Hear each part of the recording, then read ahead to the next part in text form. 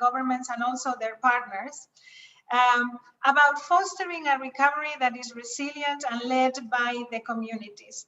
We heard from over 20 speakers yesterday already. We discussed public service delivery.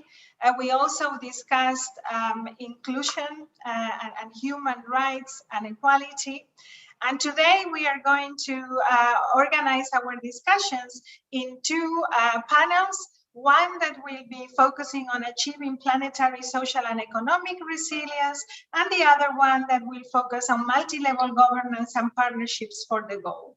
Yesterday, we also dedicated some time to present some of the key outcomes of our annual report on the localization of the SDGs. As you know, our constituency produces such a report every year, highlighting some of the key experiences and also analyzing how BNRs are reflecting localization. We also shared some of the key issues that are covered by the joint statement of the local and regional governments constituency that is gathered in the Global Task Force of Local and Regional Governments with over 27 organizations representing our constituency. You can see them now on your screen. We are delighted to co-organize this event with UNDESA, with UN Habitat, UNDP, and Local 2030. And I am very pleased to have with us today, you see my two colleagues on the screen, Lotta Tatinen, Chief Outreach and Partnership Branch of the Division for Sustainable Development Goals of UNDESA, and Shipra Naransuri, Chief Urban Practices Branch of UN Habitat.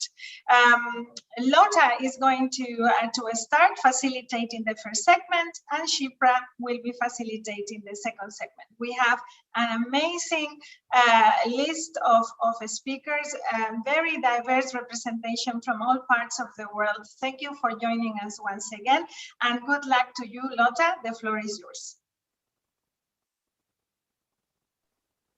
Thank you very much, Emilia. Good morning, good afternoon, good evening, colleagues, and a warm welcome to everybody from New York.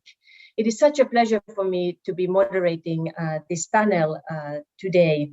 And I would like to really warmly welcome all the mayors and regional leaders, the government representatives, the high-level experts, and all others who are joining us virtually from around the world. As you know, the theme of this morning's session is particularly timely. We will address the topic of the transformation of work and evolving production and consumption models. To kick off our conversations, let me just highlight to you a few key observations from the recent report of the United Nations Secretary General on progress towards the SDGs that was presented to the High-Level Political Forum last week. Ladies and gentlemen, it is clear that the COVID-19 pandemic has caused massive global disruption, including a global economic recession and tremendous damage to work, time, and income. Young workers and women have been particularly hard hit by the ongoing crisis in the labor market. Unsustainable production and consumption is driving the so-called three planetary crises: the climate crisis, the biodiversity crisis, and the pollution crisis. It is critical that we strengthen the relationship between consumption and production models on one hand, and climate action on the other. The recovery from the ongoing COVID-19 pandemic is a window of opportunity, a very short window of opportunity, but nevertheless, it's a window of opportunity for us to explore more inclusive and equitable development models that are underpinned by sustainable economic growth, consumption, and production. So today we have a very distinguished panel with us who will address a number of key questions, which include What role can and should local governments play in the transformation of work and evolving production and consumption models? How are local governments supporting the promotion of climate action and green job opportunities? And lastly, what type of partnerships between different government levels and other stakeholders could contribute for green job opportunities and economic recovery and growth at the local level in support of SDG implementation? Our distinguished panelists will each have 3 minutes and 3 minutes only, please, for your interventions.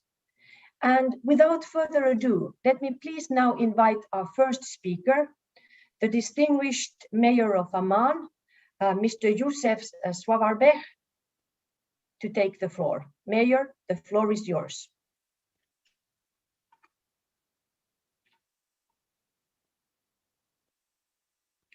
I think, Mayor, can you hear us? I believe your microphone is on mute, Mayor.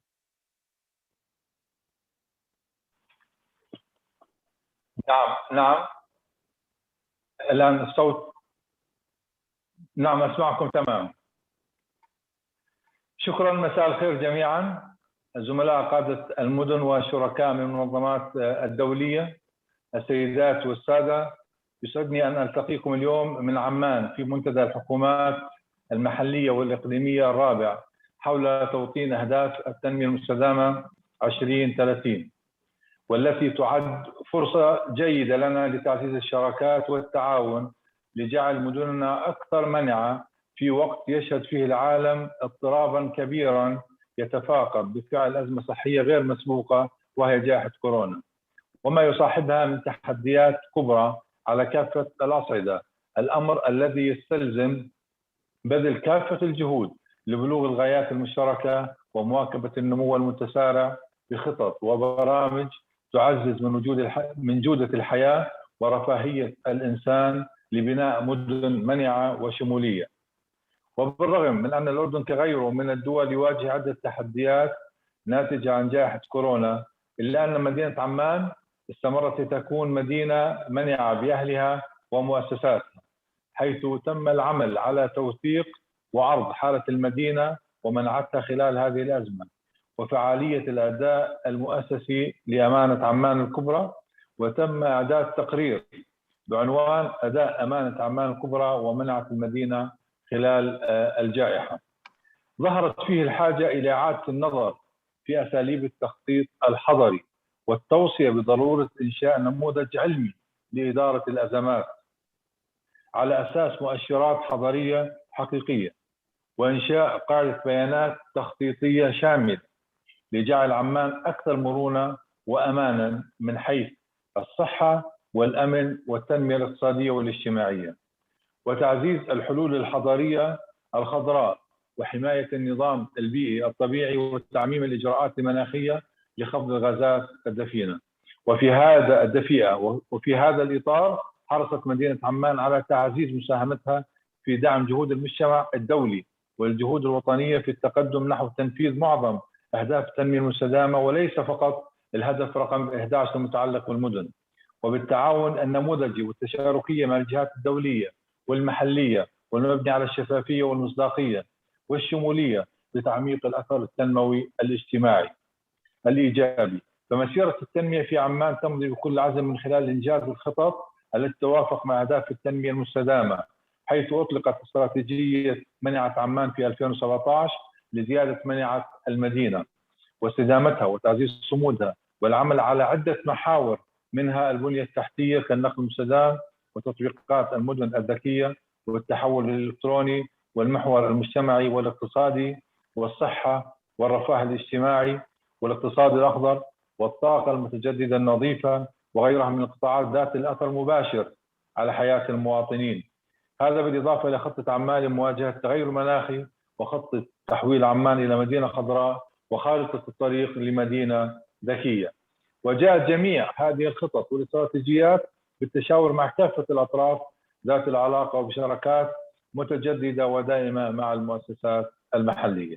ويأتي المواطن ساكن المدينة وزائرها في صميم اهتمامنا لذا كان من الضروري جعله محور التنمية والتأكيد على الهدف 11 المتعلق بالمدن والمجتمعات المستدامة، وعدم إهمال أي فئة من المجتمع من خلال الشراكة بين أمانة عمان وأهالي المدينة ومؤسساتهم المدنية في مختلف المشاريع المتعلقة بجوانب الحياة اليومية، والعمل مع المنظمات الدولية غير الربحية لتحقيق هذه الأهداف.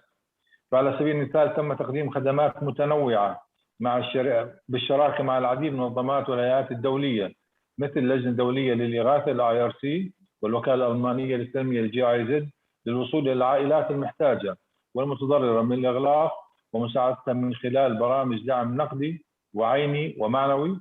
كما يستمر العمل بمشروع الاستجابة للأزمة السورية الممول من EBRD لتحسين البنية التحتية في قطاع إدارة النفايات، ومشروع قلب عمان الممول من الحكومة اليابانية من خلال برنامج الإنماء الأمم المتحدة UNDP لتطوير منطقة وسط المدينة لتصبح حاضنة لريادة الأعمال وخاصة بين فئات الشباب وتطوير البيئة الاقتصادية وزيادة فرص العمل. هذا وقد تم تشكيل فريق عمل من قطاعات أمانة عمان لإعداد تقرير المراجعة الطوعية المحلية لأهداف التنمية المستدامة لتكون أول مدينة عربية تطلق تقريرها الطوعي المحلي نهاية عام 2021 للوصول إلى مقاصد الهدف رقم 3 المتعلق بالصحة الجيدة والرفاه، والهدف رقم 11 المتعلق بالمدن والمجتمعات المستدامة، والهدف رقم 13 المتعلق بالعمل المناخي، والهدف رقم 17 المتعلق بعقد الشراكات لتحقيق الأهداف. وفي الختام نثمن من جهود الأمم المتحدة ووكالاتها المتخصصة ومنظمة UCLG على دعمهم وتعاونهم المستمر مع الإدارات المحلية في مواجهة التحديات العالمية للارتقاء بواقع المدن وجعلها أكثر مناعة، ونؤكد على التزام أمانة عمان الكبرى في دفع الجهود لتنفيذ أهداف التنمية المستدامة لتحقيق المزيد من النجاحات التي تسهم في تحسين حياة المواطنين على المستويات كافة. وشكرا لكم على هذا اللقاء.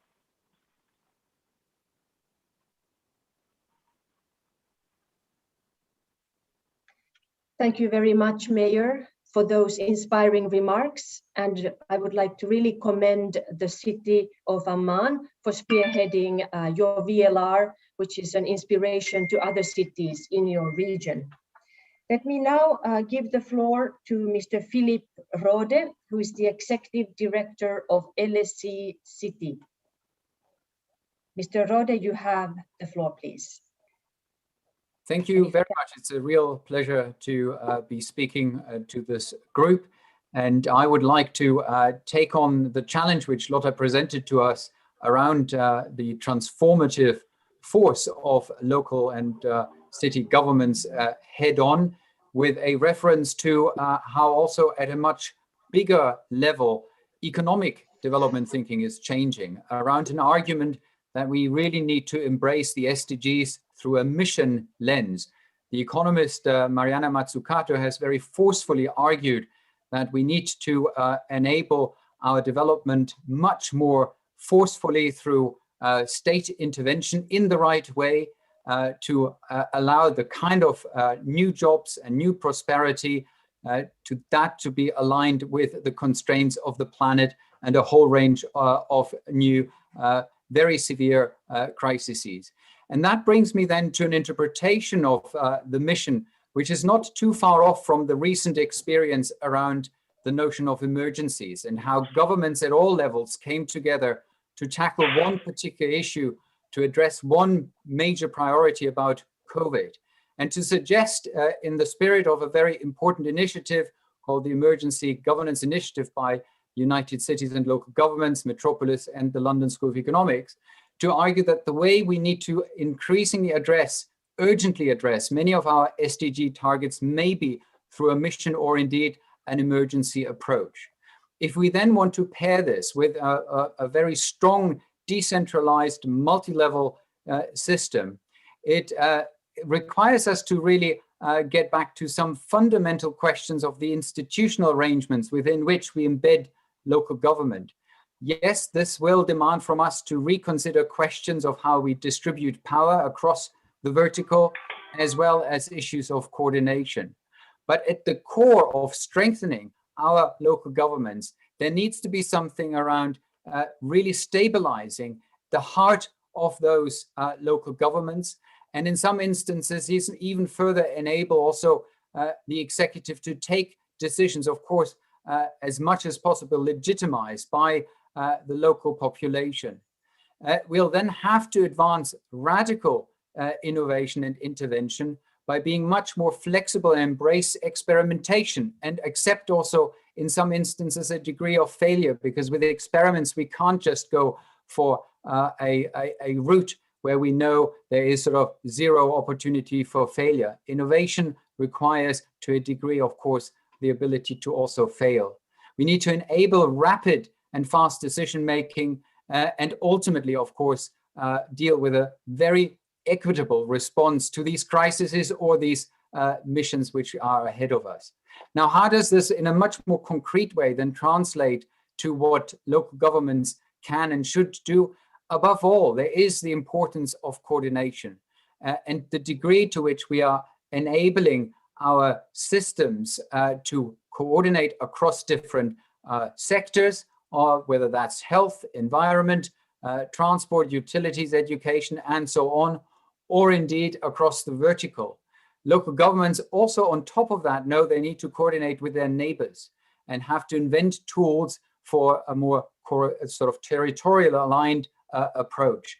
The good news is we have detected many new innovative practices around that coordination, iterative new processes that bring together teams, team-based thinking, absolutely central, which cut across these traditional sectoral boundaries or territorial boundaries. There is a new form of engagement enabled through digital tools. We do this now all the time, but still in government, I think we can go beyond the practices which we are currently seeing and really embrace our opportunities to communicate much faster and better and more inclusively.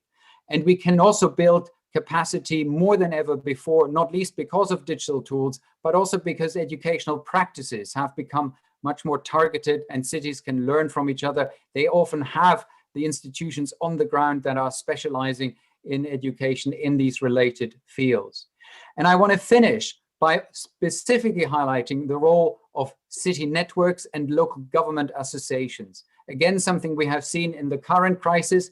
When we move towards a mission perspective, also mission-driven economies, a response to the emergency which is more coherent, these associations which can aggregate the intelligence, the knowledge, the experience of many different local governments need to take a central role, whether that's as part of twinning experiences and bringing capacity and education building to the fore, identifying best practices, or indeed really informing across the network the best practices around mission-oriented and, of course, emergency responding governance. This will be absolutely central. There are many other roles which local government associations can play, but the first thing is we need to embrace their existence and retool them for the 2020s. Thank you very much.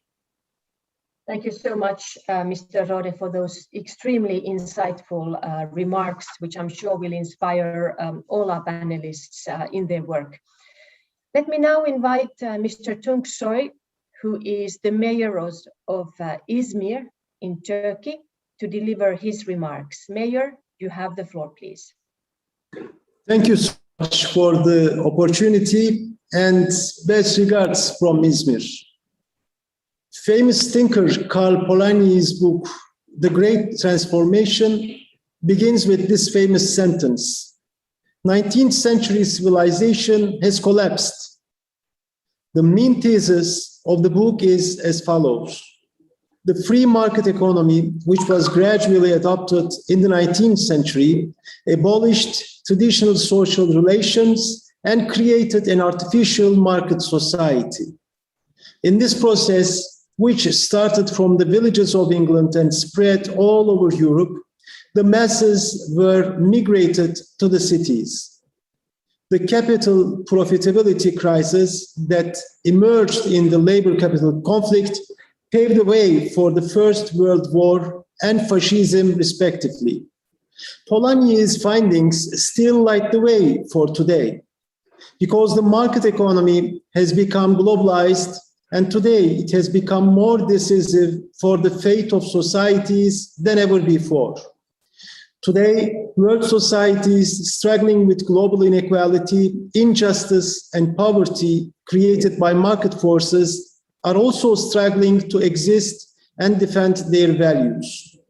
The best examples of this struggle are given in the cities, because cities are ancient places that have been the scene of the search for balance in nature, life, and economy from past to present. Polanyi once explained this balance created by social forces against market forces with the concept of double movement, but the concept of resilience seems to sum up today's dynamic better. In addition, resilience is a unique concept in terms of understanding the dynamics of the local. For example, the effects of the climate crisis and the pandemic not only led to the human-nature relationship being questioned all over the world, but also put the market-society relationship back on our agenda. In particular, the COVID-19 crisis has shown us that a local economic order based on solidarity is vital for resilience.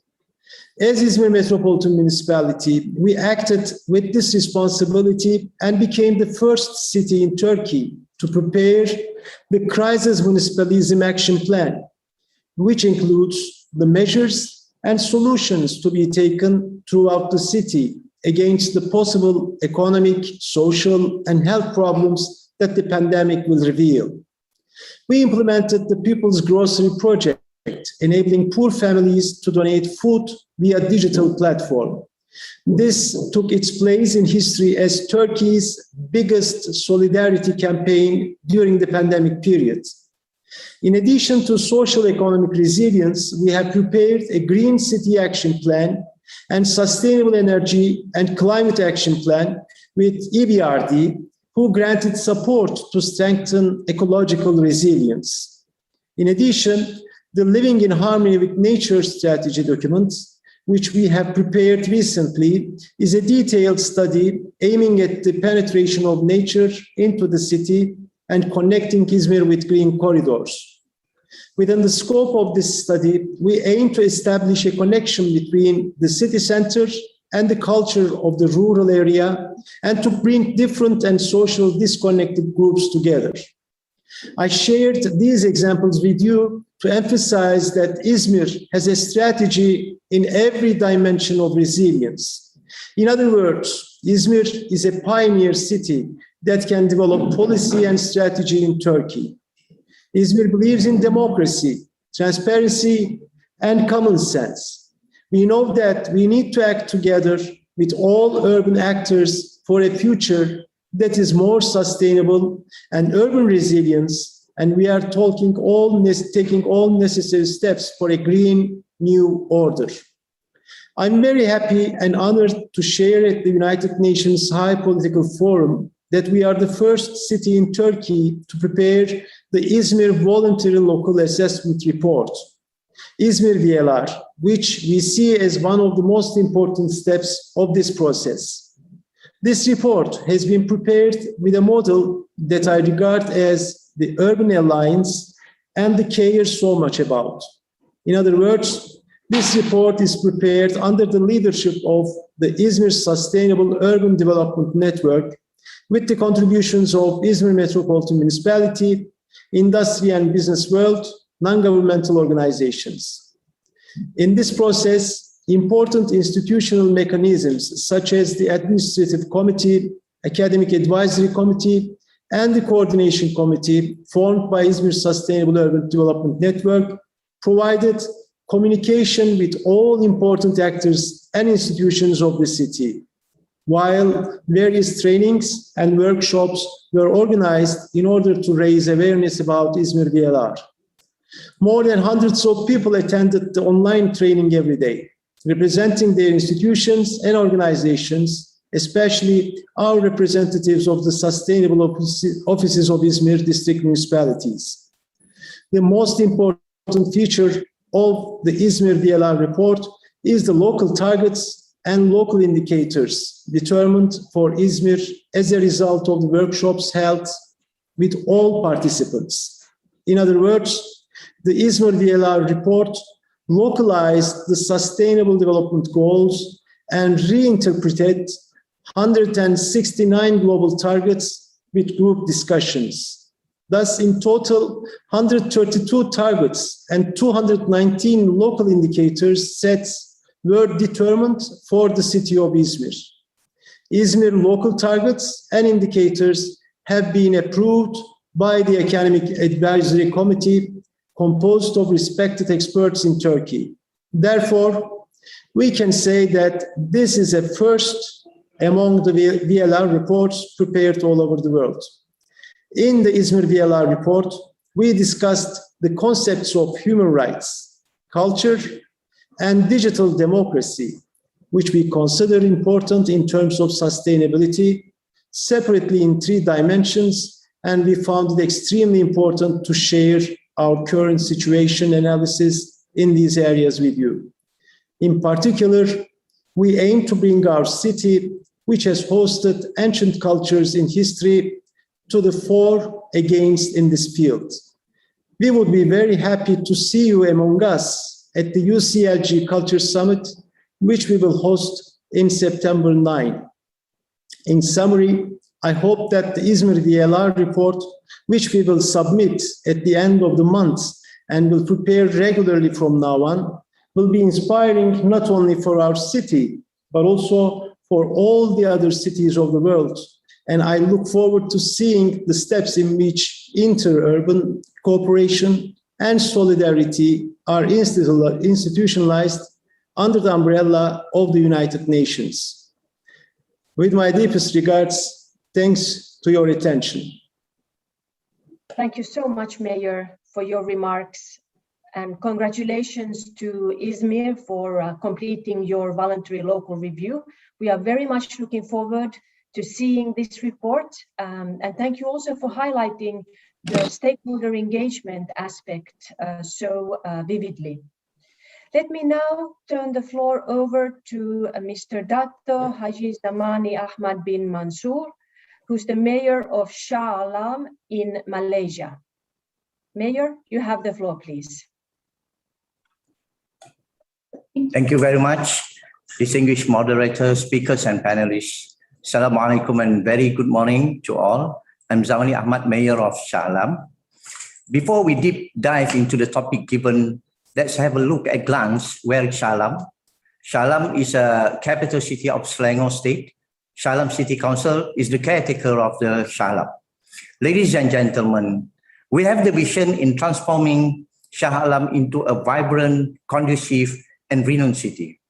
We are committed to sustainable development principles since 1998. Then this program continues to be the recent sustainable development goal and new urban agenda commitment. Shah Alam has started our VLR journey back at 2020 with our SDG roadmap. Our 5 VLR underlying principle is people, place, prosperity, peace, and partnership. The 5 principles based on the 5 SDGs. Becoming a resilient city, especially during this pandemic, Shah Alam needs to empower the existing industry and small-scale enterprises. We are improving our main business center, industries, and small-scale businesses, such as hawkers in our local plan. Ladies and gentlemen, the population in Shah Alam is steadily increased. We committed to enhance resource efficiency, recycling, and increase usage of sustainable product toward circular economy and extended producer responsibility. In order to minimize waste in consumption and production, we continuously practice good governance, multidisciplinary, and stakeholders involvement. Every city is facing the effects of the global warming. The consequences are already visible. We are taking many early steps in mitigating the effects of the changing climate. We are committed to become a low-carbon city by 2030. Ladies and gentlemen, I would like to thank to my colleagues at Shah Alam City Council. The strong belief and commitment demonstrated by them will help us successfully in implementing the SDGs towards 2030 and beyond. It was a privilege to be the first city in Malaysia to submit VLR. The combination of challenges, opportunities, and strength has provided a solid ground for us. Now it's time for action at the ground level. Ladies and gentlemen, I would like to leave this session with a quote by an inspiring leader.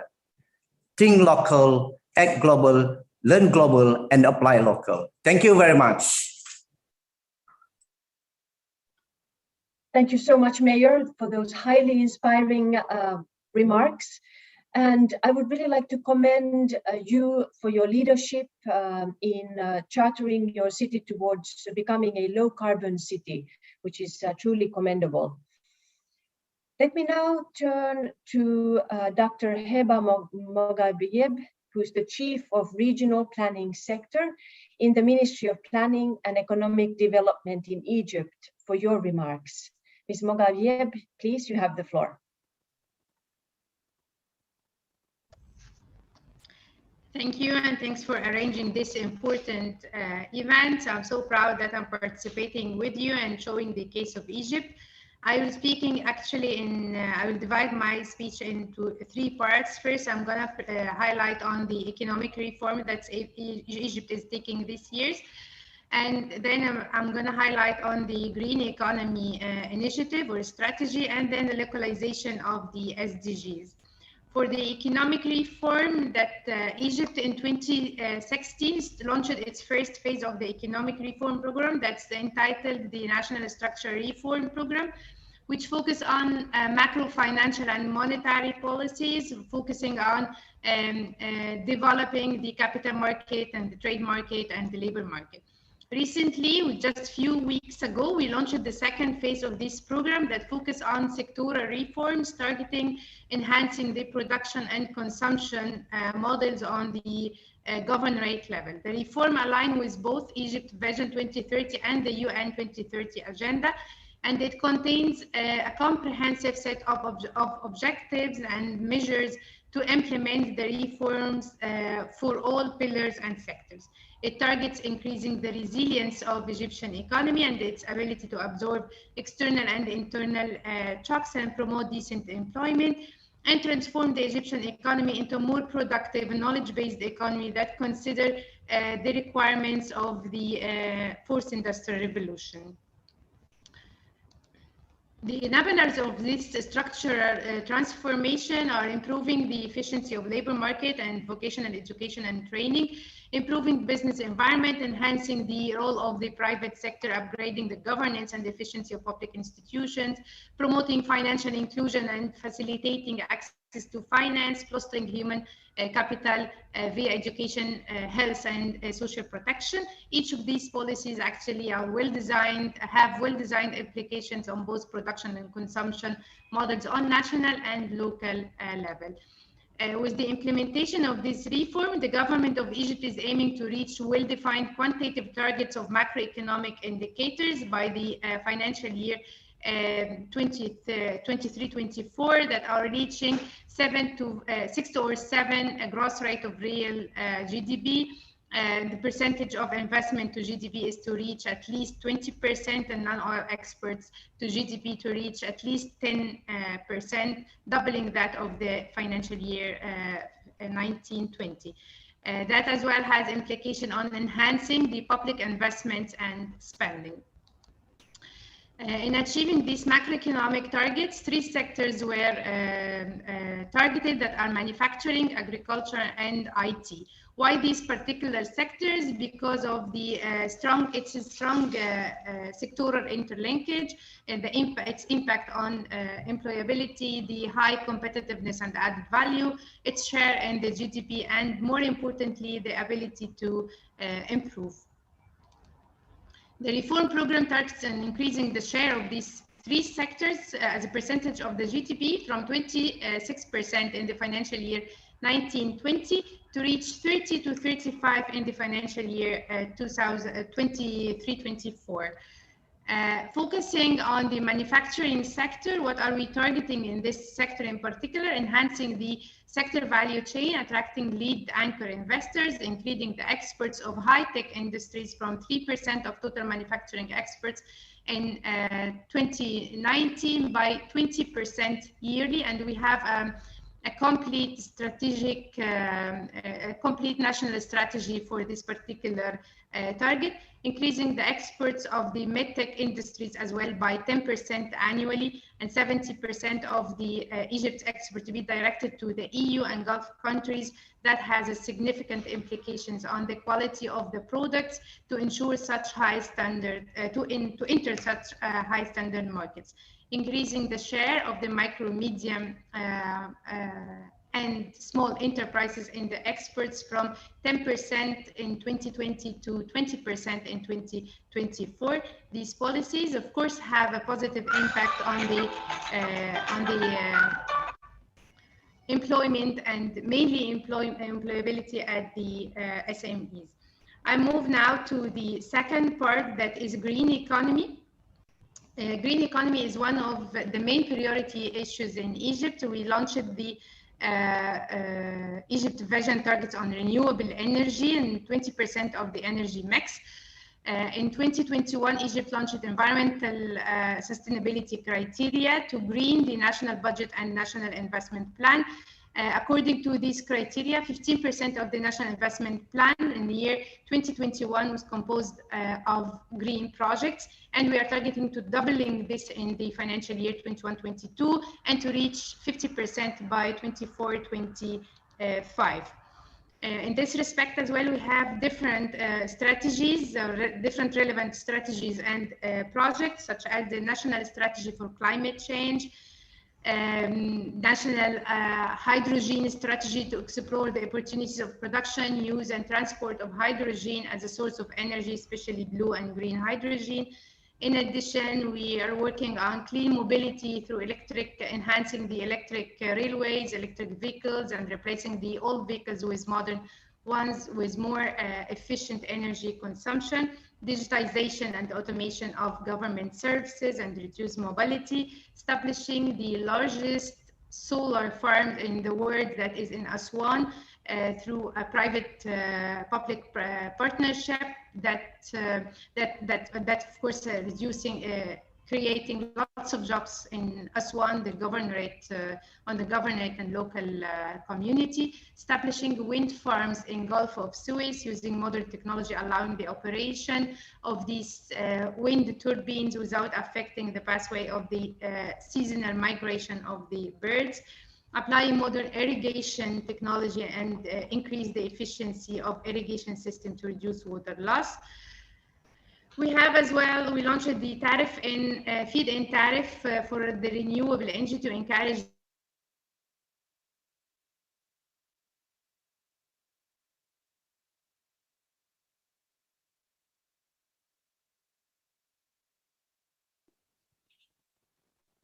Looks like we have lost the connection with Egypt. So let me thank. Are you hearing now? We are hearing you now. Thank you. Good. I'm about to finish now. The last part of the presentation or the statement is about localization. Localization became a founding pillar for all developmental efforts in Egypt. And in this respect, I'm gonna speak about the governorate level competitiveness index that Egypt launched this year. It addressing the developmental gaps among the governorates and creating positive environment to boost the competitiveness of different governorates, it helps directing additional resources to marginalized governorates and most vulnerable groups. It helps as well monitoring the implementation of the SDGs and Egypt Vision 2030 on the governorate level. The second initiatives we just launched, we launched 27 report for localization of SDGs in different governorates. These reports actually help addressing 32 indicators, addressing 11 SDGs based on the data availability. It helps assessing the status quo of each of these indicators, and then it helps within monitoring and assessing the evaluation and the progress of the governorates on each of these indicators. That helps compare and rank the performance of each governorates towards implementing the SDGs, and to see which governorates that are doing well and which governorates that are lagging behind and needs more support. The third initiatives that we launched, that is the government level investment allocation formula that we started to apply since 2018. This formula is using for allocation the local investment fund among the 27 governorates that Egypt have. It helped actually allocating the funds on a fair and objective manner by following a set of pre-announced criteria that helped in narrowing the developmental gap among the Egypt regions and governorate, and helped as well improving the efficiency of public investment management, and promote the concept of decentralization at the governorate level, and promote transparency of public investment allocation. The formula actually based on some factors that are smoothing factor represented the past 3 years average of investments allocating to each governorate, the factor presenting population share, and factor presenting poverty rate, and the last factor capturing whether the governorate is a frontier one or not. As a result of the implementation of this formula, the allocation of local investment per capita between governorates has exhibited a governance strength, donating a more equitable distribution of investment. And in financial year 21-22, the investment plan, the formula was extended to determine funds allocated to district level. That gave more chance for transparency and enhance the public investment management on both national and local level. All these strategic and tactic interventions on macro and micro level actually altogether have significant implication on the production and the consumption model, as well as the role and participation of the local authorities that are the main players at this end. Thank you. Thank you so much, Madam, for bringing the perspective of a national government into this conversation. And we look forward to reading also more about these details in the VNR report that Egypt has presented to the HLPF. Looking very much forward to also looking at your third VNR report, I believe, that Egypt has submitted. So now from Egypt, we will travel to Tokyo, Japan, and we will hear a recorded message from Ms. Yuriko Koike, who is the governor of Tokyo.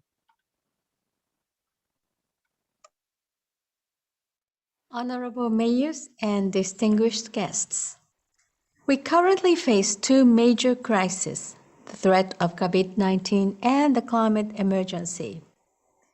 The COVID-19 pandemic has had a severe impact on social and economic activities around the world, hitting vulnerable members of our societies the hardest. Moreover, the effects of global warming now reach our daily lives as never before, and we can no longer wait to take action. Overcoming the dual crisis is the problem before us that we must solve to create a sustainable city. To guide our efforts, the Tokyo Metropolitan Government announced Future Tokyo, Tokyo's long-term strategy, in March this year. The plan sets forth the strategies we will implement up to 2030 to achieve this vision. Our strategy does not seek a simple return to pre-COVID life. It incorporates the perspective of a sustainable recovery, which aims to balance recovery from the pandemic and a sustainable way of life for people. Its policies also center on partnering with a variety of players to realize an inclusive society where people shine and no one is left behind. As one of the core initiatives, we have launched an aggressive and challenging project that goes beyond conventional thinking. We will transform Tokyo's Bay Area into a sustainable city that fuses nature and convenience and serves as a model for the world. Next week, the long-awaited Tokyo 2020 Games will open. We are also promoting a variety of initiatives at the Games. One such initiative is the use of metal harvested from used cell phones and other small electronic devices to produce the metals that will be awarded. CO2-free hydrogen produced in Fukushima Prefecture will also be used as a source of power at the Olympic and Paralympic Village. These policies are in line with the UN's Decade of Action to deliver the Sustainable Development Goals, which covers the 10-year period starting from 2020.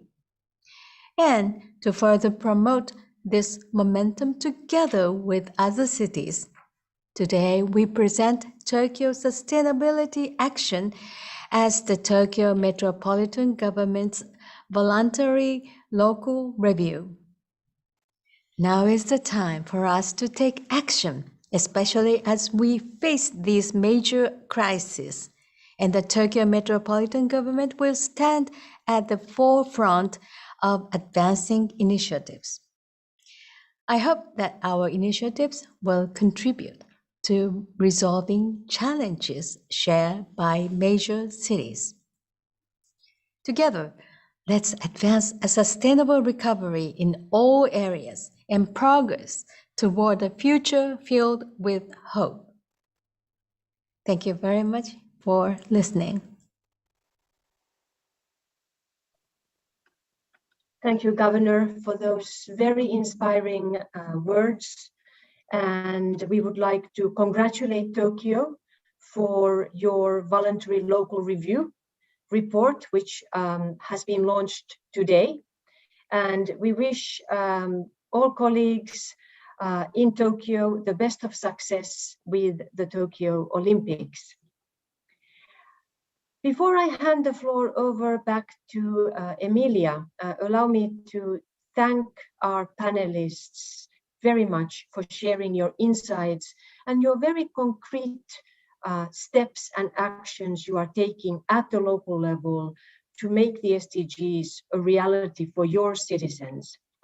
I would like to encourage all of you to visit the SDG Acceleration Actions platform that has been created by DESA, where we are capturing inspiring efforts by local governments and other actors, including national governments and stakeholders alike, to speed up implementation of the SDGs. I am asking my colleague to post the link to this platform on the chat box, and I invite all of you to visit, see what has been registered, the more than 300 inspiring actions that are there already, and register your own actions to showcase to the global community your efforts. With those words, Emilia, allow me now please to turn the floor back to you. Well, thank you very much, Lotta. Congratulations for a job well done. And also thank you to all the panelists for these very, very interesting inputs, very diverse from different parts of the world, but reflecting a common feeling that both our constituency and our partners have. It is clear, and over the past year, local and regional governments and their associations have been repeating this message and constantly positioning themselves in the front line of the response to COVID, the pandemic. And as the governor of Tokyo was saying, they are also all thinking about the recovery, how that is going to be. And they all agree that that recovery needs to be safe, just, and green, and that the SDGs need to be at the center of that recovery. That is something that we have really seen in the study that we have done towards the localization of the SDGs report. It is the fifth edition of that report, and we have come to realize that whether it is working on food systems, whether it is protecting housing, addressing the digital gap, etc.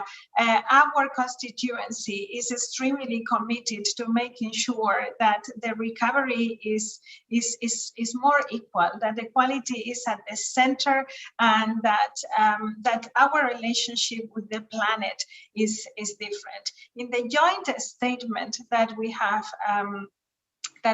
produced, the constituency also would like to highlight that it will be critical for our constituency to join the Race to Zero and the Race to Resilient campaign.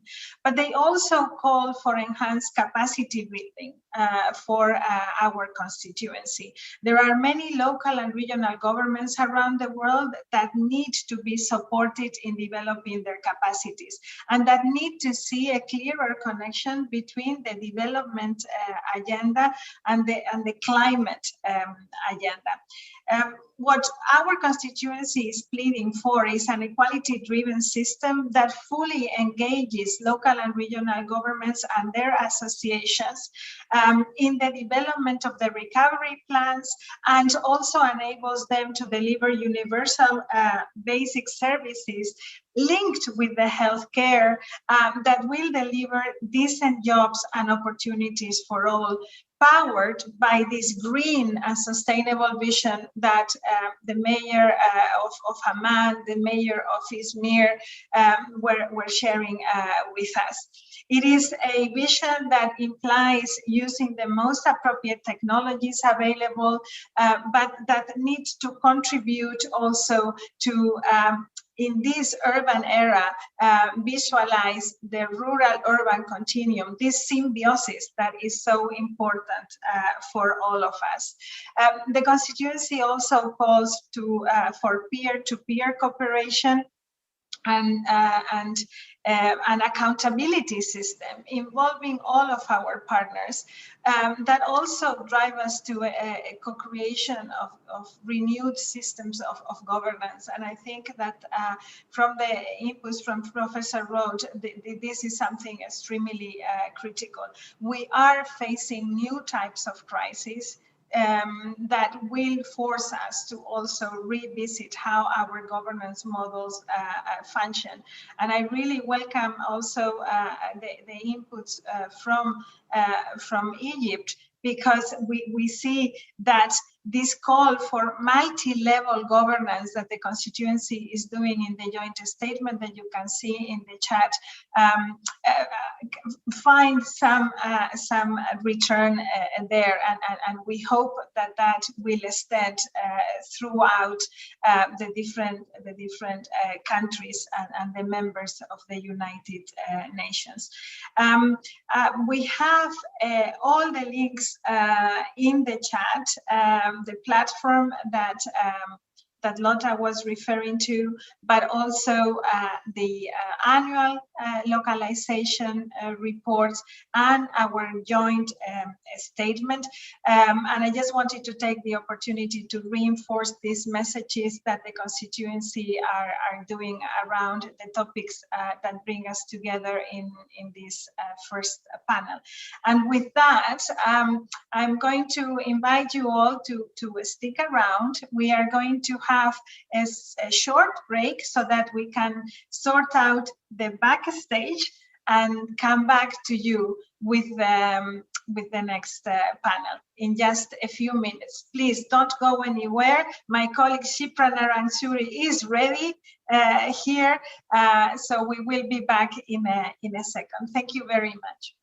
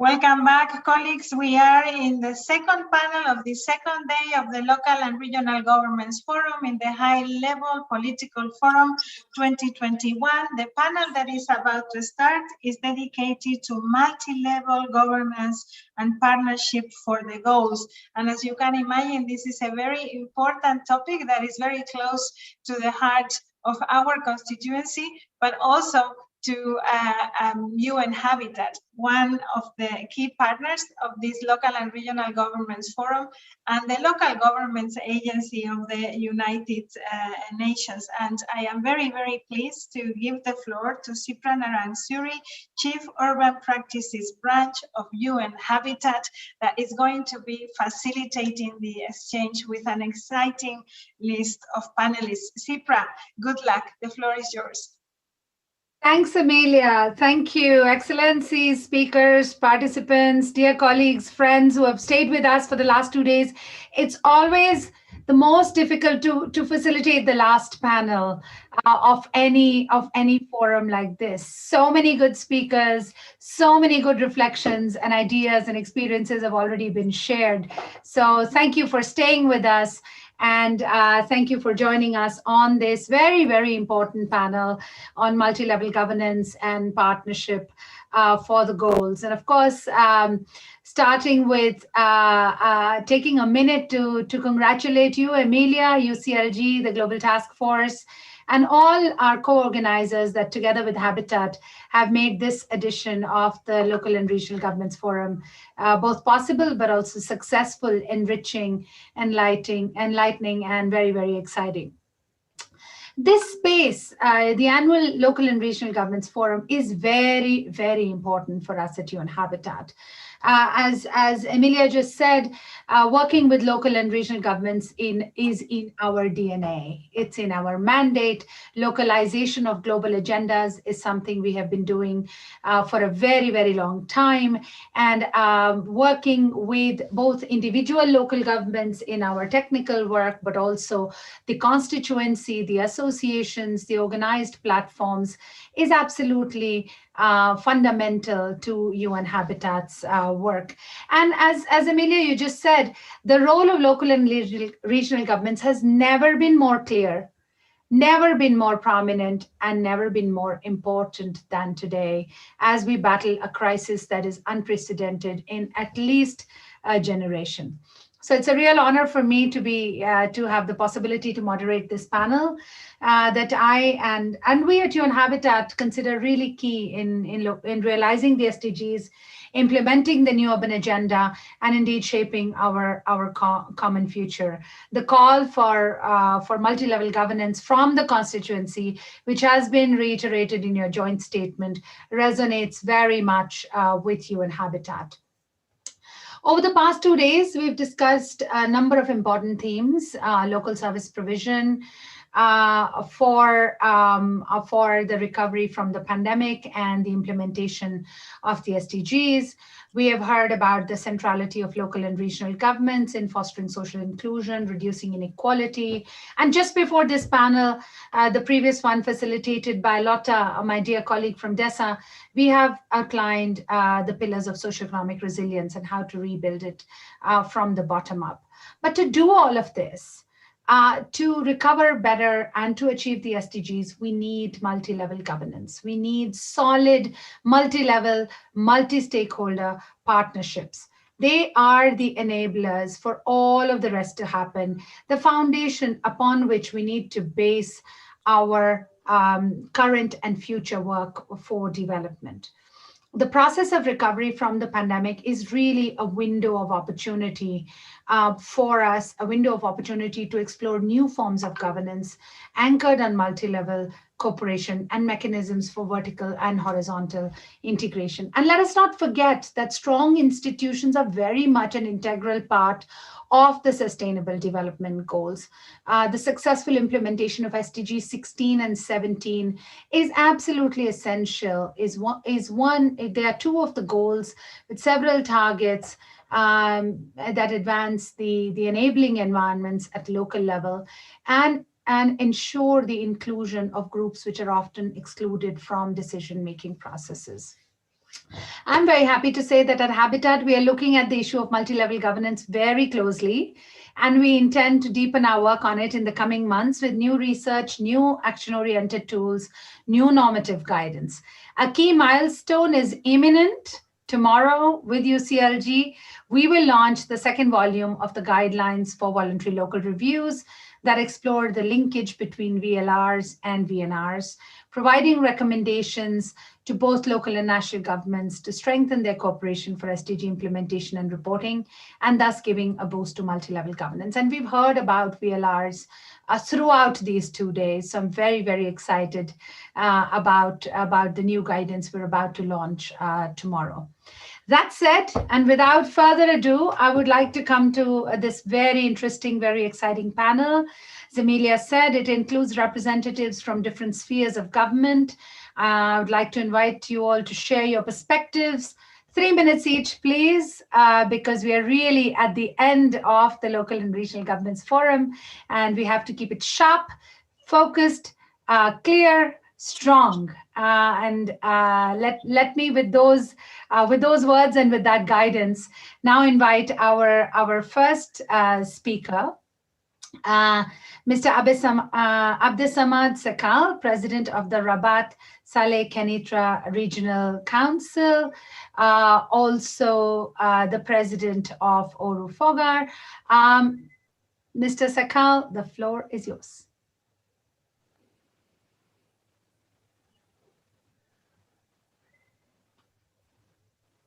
Merci en distance, un grand honneur de participer à ce panel et prendre la parole en premier. Donc, de prime abord, je pense qu'au niveau du monde, on se croyait prévu des crises sanitaires globales depuis la grippe espagnole de 1918. Cette nouvelle crise nous a créé un grand défi de gérer dans le temps les effets majeurs d'une pandémie qui a surpris par sa ampleur. I'm sorry, can I pause you for a second? The sound quality is not good. The interpreters are having difficulty providing interpretation. Can we try again? Perhaps with a better link, better connection?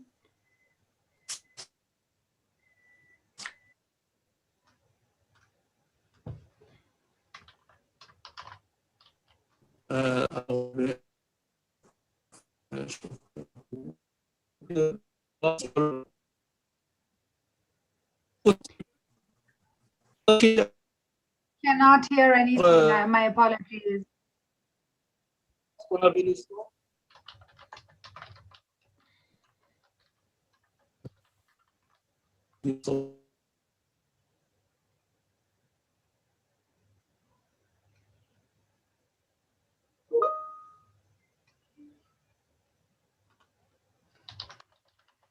Okay, colleagues,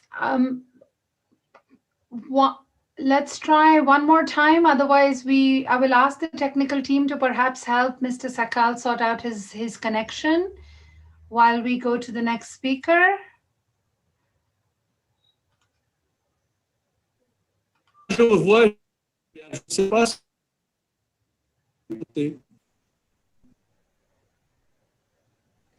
It's an issue of connection, Shifra. So I would suggest to go to the next one and see whether reconnecting again would help. Yes, exactly. So I will ask the technical team, please, the back end of the operations to please assist Mr. Sakal with his connection. And meanwhile, we move on. And it's my great pleasure to invite Mr. Frank Carney, Mayor of Des Moines in the United States, also President of ICLEI. Mayor, you have the floor. All right, I'll start by asking, is my connection clear? Yes, we can hear you. All right, good. Excellencies, honorable fellow mayors and other local and regional leaders, ladies and gentlemen, I'm delighted to address this final session of the 2021 Local and Regional Governments Forum in my capacity as the president of ICLEI, Local Governments for Sustainability, and the mayor of Des Moines, Iowa, USA. one of more than 2,500 cities, towns, regions, in more than 130 countries involved in the ICLEI network.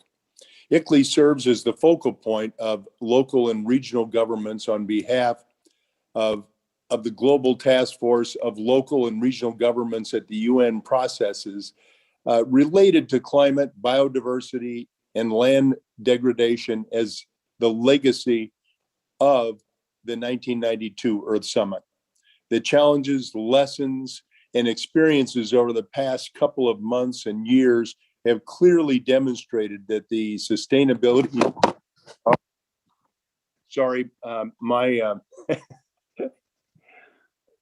my system seemed to have broken down there for a second too.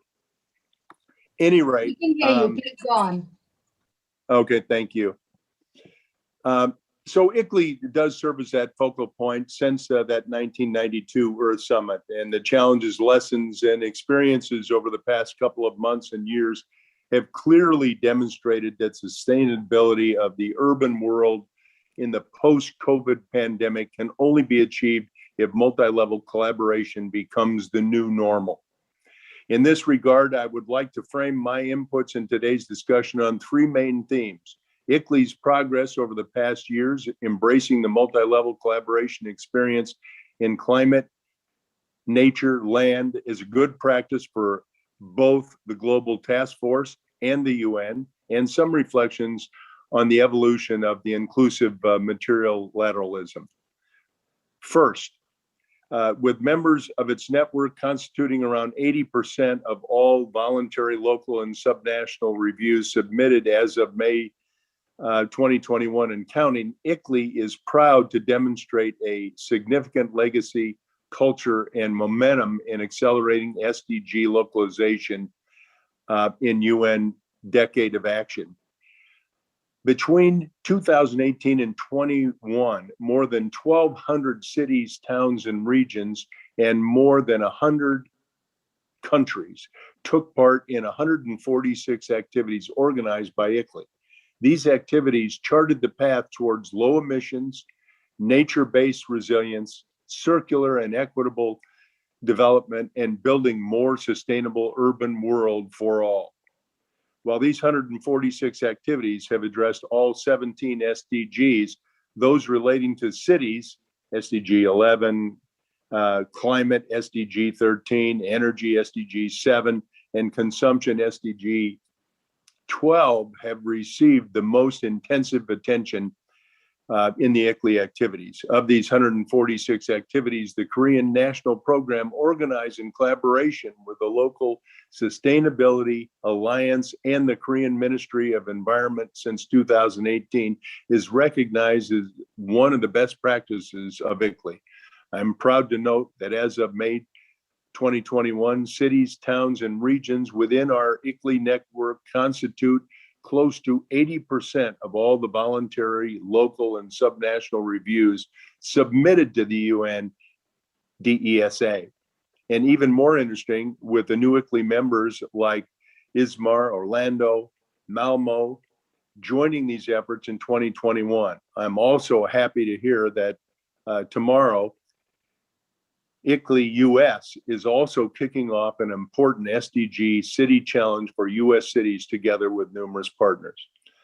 Secondly, the Global Task Force should embrace the progress of local and regional governments in advancing the practice of multi-level collaboration on climate, nature, land through the Rio Conventions. On the climate front, since December 2019, we have seen a surge of innovative efforts on multi-level collaboration in raising the ambition of nationally determined contributions from Chile, Dominican Republic, Rwanda, to US, Japan, South Korea. On the biodiversity front, the second global 10-year biodiversity action plan on cities, subnationals, and other local authorities has been agreed by all national governments thanks to the Edinburgh process led by the Scottish government in collaboration with many networks and the Secretariat of the Convention on Biological Diversity, and submitted for adaptation by the UK government. On the land front, we all supported the launch of the UN Decade for Ecosystem Restoration. These inputs and successes by local and regional governments will definitely play a key role in the new phase of ambitious and inclusive climate action in harmony with nature towards and beyond climate COP26 in Glasgow and biodiversity COP15 in Kunming. However, I must confess that the fifth GTF report to HLPF does not adequately highlight these achievements, and therefore I strongly encourage a more effective collaboration between the Global Task Force Secretariat and ICLEI on these issues. And finally, with the comeback of the US federal government to the global scene, the urban and sustainability community should be asking for even more ambitious and innovative models of inclusive multilateralism at the G7, G20, and the UN.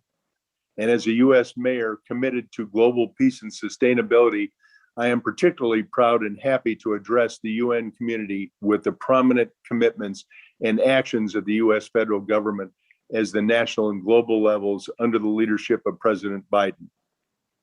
Through the outcomes of the Leaders Climate Summit on April 22nd, we can already feel the positive impacts of such leadership towards climate, COP26, and even biodiversity, COP15, even though the US is not yet a party to the Convention on the Biological Diversity.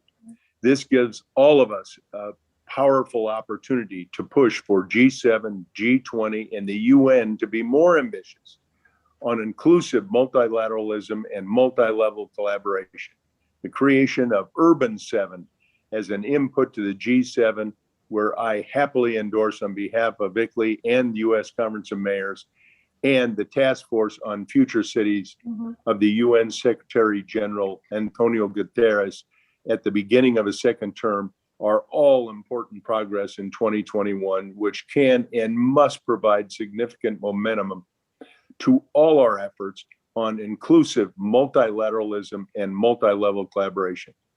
As its presidents, I reiterate ICLEI's commitment to support the work of the Global Task Force in the years to come, and I thank you for your fruitful and remarkable collaboration. Thank you very much.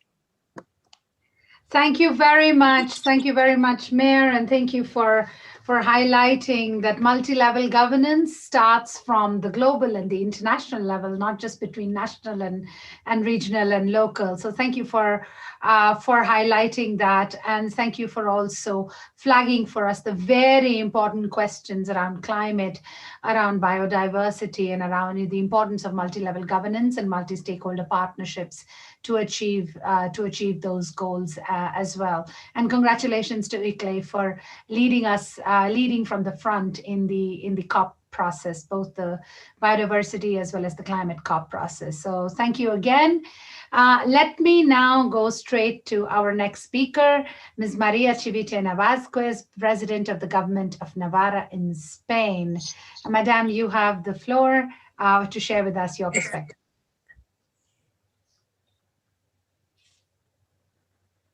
Queridos colegas, participantes y organizadores del evento, buenas tardes. Arratsaldeon, good afternoon. Y gracias a Regions 4 por invitarme a participar en este evento tan especial. El Comité Europeo de las Regiones, del que Navarra forma parte, viene insistiendo en la consecución de los Objetivos de Desarrollo Sostenible. Es esencial para los 194 países que firmaron esa Agenda 2030 de Desarrollo Sostenible.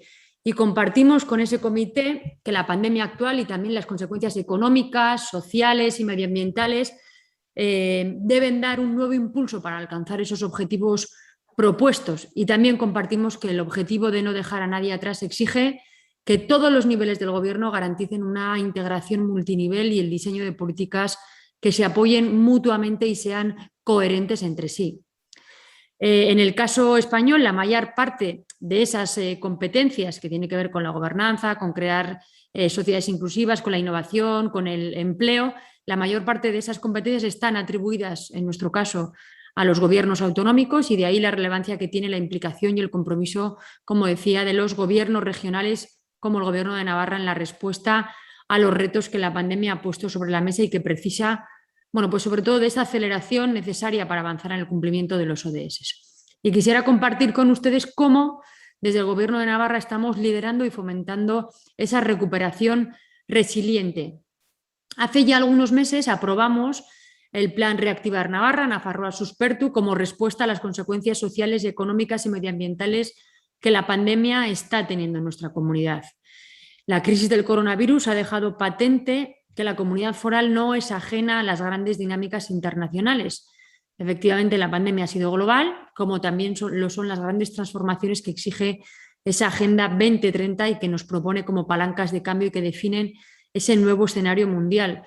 Y Navarra se identifica plenamente con esas transformaciones, por eso ese plan que os comentaba, ese plan Reactivar Navarra, se focaliza en varios puntos concretos que voy a detallar. Modernizar nuestra economía en el contexto de la digitalización, aprovechando las fortalezas de nuestro tejido económico e industrial, mejorando la conectividad, favoreciendo el emprendimiento y la innovación digital, y con ello, bueno, pues pretendemos avanzar en la consecución de los ODS, pues el número 8, trabajo decente y crecimiento económico, número 9, industria e innovación, y número 12, producción y consumo sostenibles. Otro objetivo, descarbonizar la producción y el consumo, luchando contra el cambio climático, recuperando posiciones en materia de energías renovables, reduciendo las emisiones y estructurando la economía y la sociedad desde un enfoque basado en la sostenibilidad. Y las medidas asociadas en esta línea estratégica contribuirán, bueno, pues al ODS 5, energías limpias, y el 13, cambio climático. Incrementar la cohesión social y garantizar la igualdad de oportunidades, haciendo frente a los impactos sociales de la crisis del coronavirus y reforzando los instrumentos de protección social existentes. Por lo tanto, la consecución de los ODS: 1, lucha contra la pobreza; 3, salud; 4, educación; 5, igualdad entre hombres y mujeres; y 10, igualdad económica. Siguiente objetivo, vertebrar el territorio y luchar contra la despoblación, invirtiendo en infraestructuras necesarias, reforzando el papel de las comarcas y municipios y avanzando en la generación de nuevas oportunidades para el desarrollo rural. Pretendemos así avanzar en la consecución del ODS 2, agricultura sostenible y seguridad alimentaria; 11, ciudades y territorios sostenibles; y 15, ecosistemas terrestres. Siguiente pilar, profundizar en nuestro marco propio de convivencia, garantizando una sociedad diversa, rica en derechos, resiliente y democrática, como una de nuestras principales señas de identidad. Por todo ello, avanzaremos en la consecución del ODS 16, instituciones sólidas, participativas y sociedades pacíficas. Estos ejes, como decía, ejes prioritarios y sus medidas concretas, se ven acompañadas por dos líneas transversales, precondición para un avance rápido en nuestros objetivos: la reforma y el refuerzo del papel del sector público, estrechamente vinculado al objetivo, al ODS 16, instituciones sólidas y participativas, y también la apertura y consolidación de nuestra dimensión exterior e internacional, lo que implica nuestro compromiso con el ODS 17, Alianza por los ODS. Reactivar Navarra da continuidad al alineamiento con las principales estrategias de la Unión Europea, asumiendo los objetivos de los planes de recuperación de la Unión y maximizando su impacto en el conjunto de la comunidad. Pero también apuesta por una Navarra solidaria, como queda recogido en el tercer Plan Director de Cooperación al Desarrollo, y por el que se refuerza una mayor especialización geográfica y sectorial para mejorar el impacto de la cooperación del Gobierno de Navarra. Y termino uniéndome al compromiso manifestado por el Comité Europeo de las Regiones de reforzar los lazos de asociación con Naciones Unidas, la OCDE, Eurocities, la ARE, el CMRE y Region Force para acelerar la localización de los ODS y defenderlos como un valor fundamental para todos ellos. Por ello, es fundamental el reconocimiento de los niveles subestatales y en particular de las regiones como actores políticos también en el ámbito internacional. Las jornadas de ayer y de hoy, enmarcada en el Foro de Alto Nivel de Naciones Unidas, es precisamente un magnífico ejemplo y espacio para ese reconocimiento y para la visibilización del papel que jugamos y para no dejar a nadie atrás. Muchas gracias, eskerrik asko.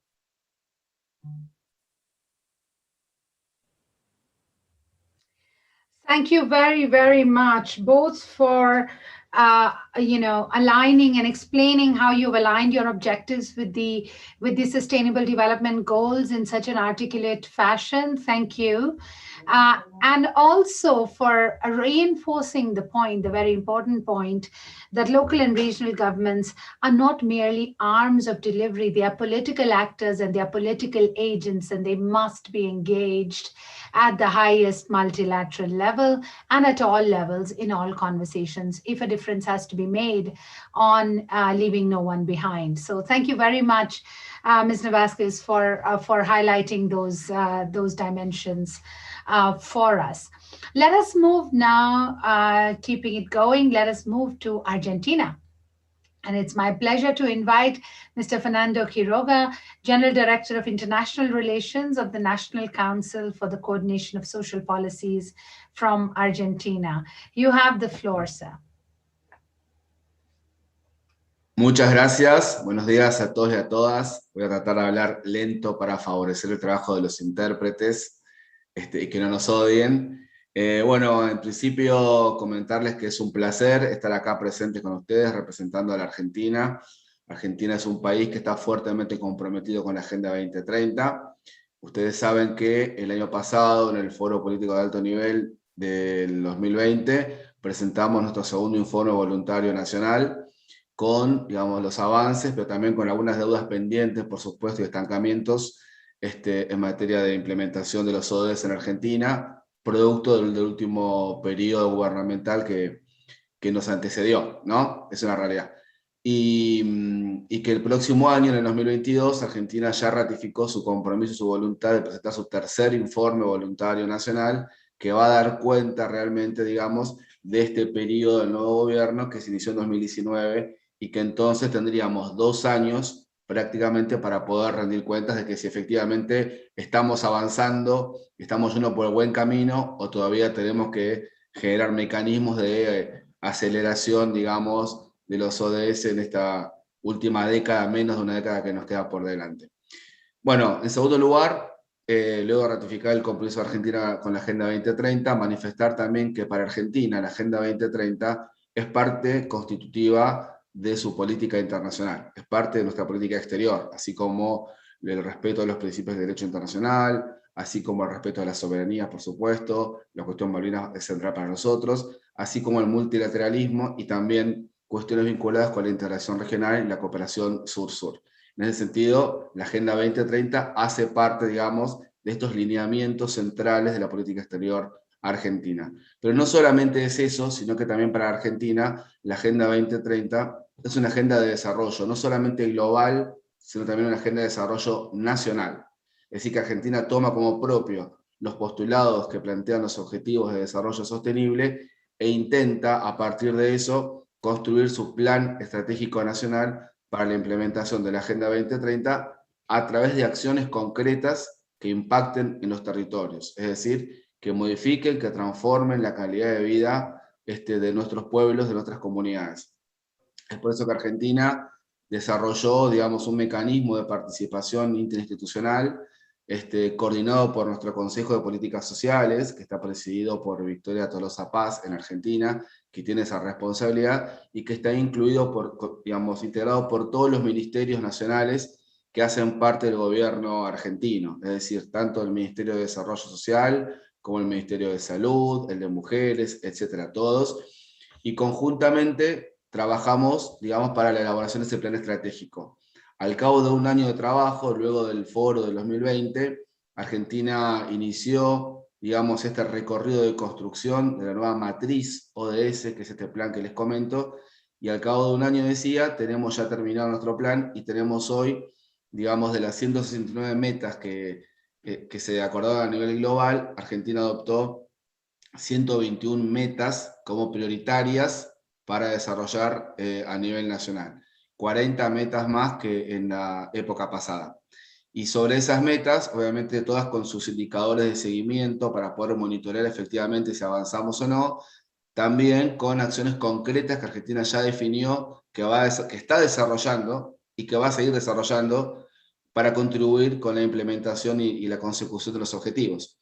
Y tenemos 1050 intervenciones de políticas públicas ya definidas por ministerios que estamos trabajando en función de la Agenda 2030. Pero también, digamos, mencionaba que la Agenda 2030 para Argentina es una agenda global de desarrollo, luego dije que es una agenda nacional de desarrollo, y también agregamos que es una agenda territorial o local de desarrollo. Por eso que tenemos, y ahí nos metemos en el campo de la cuestión multinivel, que es importante, digamos, Naciones Unidas, Argentina Nación, y luego los estados federales y municipales.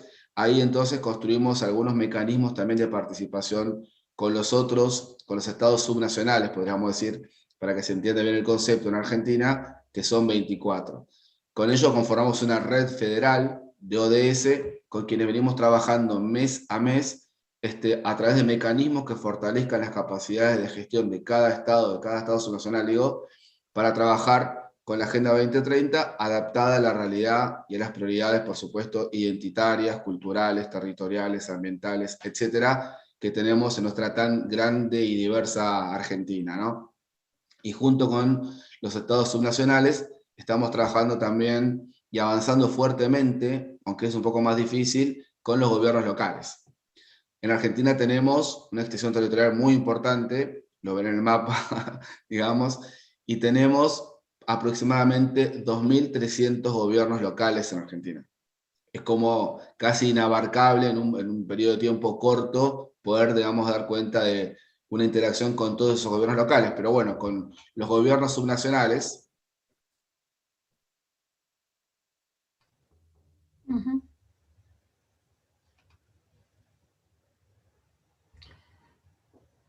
Oops. I think we have another oops moment. Apologies, these connection issues really, you know, you'd think we would have it all figured out after 18 months of running webinars, but we don't. I think we've lost our colleague from Argentina, and I think without further ado, we will move on to Edgar Peters, Professor Edgar Peters, the director of the African Center for Cities, an old friend also of UN Habitat. Welcome, Edgar. Fernando, I'm sorry we lost you. And unless you'd like to conclude quickly, because your connection is very unstable. Sí, perdón. Gracias por la oportunidad. Voy redondeando entonces para pasar la palabra al siguiente participante.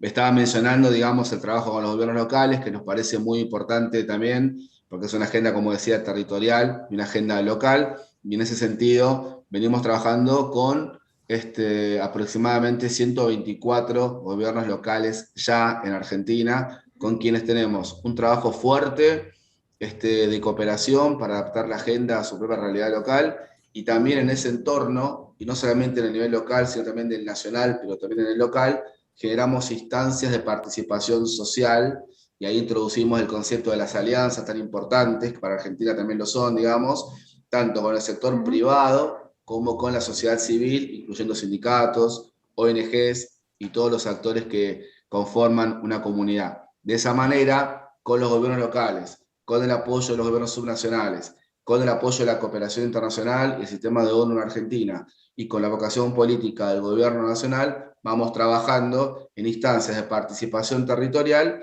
digamos, en cada territorio, valga la redundancia, en cada comunidad, para transformar esos objetivos que nos plantea la agenda en acciones concretas en cada territorio con participación de la sociedad civil. A eso nosotros le llamamos territorialización de la Agenda 2030. Lo dejo acá porque el tiempo se agota y mi conexión no es muy estable. Les agradezco mucho por escucharme y me quedo atento al resto de los panelistas. Thank you very much, and thank you, despite that problematic connection, making those very, very important points for your wholehearted embrace of the SDGs, your second VNR, your third VNR coming up. Your work with multi-level governance, your commitment to working with your 400 plus local governments, and for the multi-stakeholder partnerships that you also mentioned at the end. And if I may nudge you in between those VNRs, if we can encourage you to also report on the new urban agenda, that would be great. Thank you. Thank you again for that presentation and for that update on what's happening in Argentina. Edgar, thank you for your patience. Can I go straight to you for your perspectives on what you've been hearing and the importance of multi-level governance from your point of view? Thank you so much, and I greet all the esteemed participants. And given the limited time, I really just want to make one point, and I guess I'm the only non-politician on the panel, and so I'll bring us sort of a civil society perspective to the discussion. And my one proposition is really that in this debate on multi-level governance, that at the heart has to be a vision for vibrant, organized, and engaged communities. That's got to live at the center. That's got to be the beating heart of the multi-level governance system. So of course I appreciate, given the disjuncture in terms of global governance arrangements and the lack of representation for local and regional governments, that is the strategic focus of a lot of the conversation. But given the distributional politics at the heart of the SDGs and achieving that, if we don't have empowered democratic community organizations and social movements, we can reform all we want at the global level, but we're essentially going to continue to live with elite pacts. So I want to illustrate this argument with a very simple story from Cape Town. Last year with lockdown, March, April, up until August, September, the economy, like everywhere else in the world, ground to a halt. Communities that were already poor, excluded from the urban economy, were left by the wayside. And what emerged in that context was really profound and dramatic organizational mobilization throughout society. And what was distinctive about the COVID period was that not only did we see the usual suspects, the trade unions, the urban social movements, and so forth mobilizing, but we saw the middle classes organizing as well. And something rather remarkable emerged in the South African context, something called community action networks. And these were mechanisms that allowed middle-class concerned citizens organized through various ratepayers associations and so forth to, through WhatsApp and other digital means, engage with movements and organizations and welfare organizations in the poorest communities of the city to deal with the extreme emergency of the time.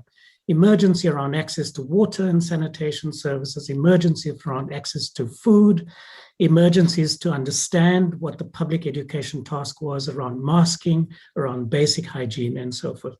And what emerged within that was a fascinating experiment, albeit it was short-lived, where we could see the glimpse of what a society looks like that practices solidarity of one form or another. But one of the interesting things that emerged within this was a debate around how to deal with food insecurity and how to understand food access as an urban systemic question and not a matter of just welfare relief. And an interesting debate emerged whether the poor should be getting food parcels or whether they should be given digital vouchers so that they could exercise choice in where they and what they will purchase. And why this mattered was because if they received food parcels, it would have killed off the informal economy and it would have killed off informal food vendors. And these are the lifeblood of a lot of the community and the social activities within these neighborhoods. This is but one example. There are many others. The point that I want to make about this is that through this form of social solidarity, the middle class biases and stereotypes about a paternalistic form of welfarism was immediately exposed. And people thought they were doing good, but actually what they were doing by insisting on food parcels was to fundamentally misunderstand and misread the livelihood dynamics and practices and institutions within poor neighborhoods. Fast forward to July 2021. The literally hundreds of CANs, as we call them, community action networks, have all dissipated. They no longer exist in the same vibrant form.